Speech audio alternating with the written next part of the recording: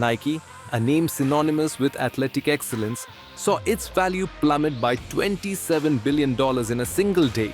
How did a giant like Nike experience such a massive fall? Let's break down this incredible story of ambition, risk, and missteps. In 2011, Nike was riding high. Its stock price had soared over 300% in the past decade.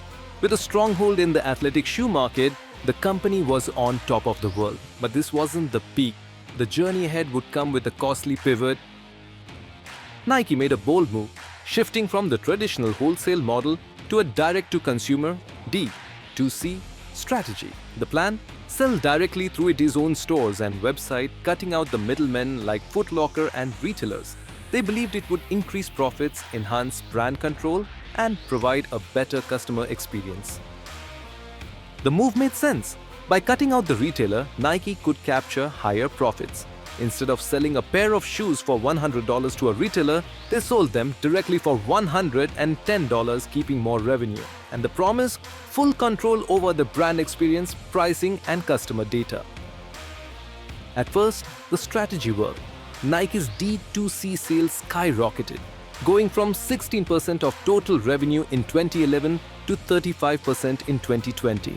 During the pandemic, the number shot up even more, with $18.7 billion in sales through this channel in 2022 alone. But as the world reopened, consumer preferences shifted. People started returning to in-store shopping, and the cracks in Nike's D2C strategy began to show.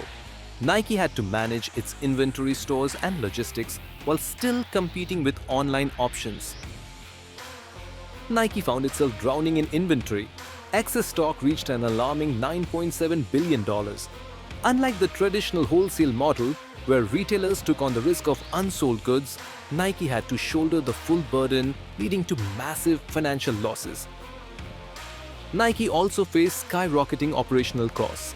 Flagship stores in high-demand locations came with hefty price tags, but sales began to dip.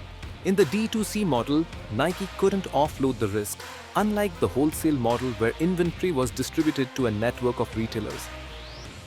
D2C required high volume to justify store locations, but Nike couldn't reach as many customers as it could through a network of smaller retailers.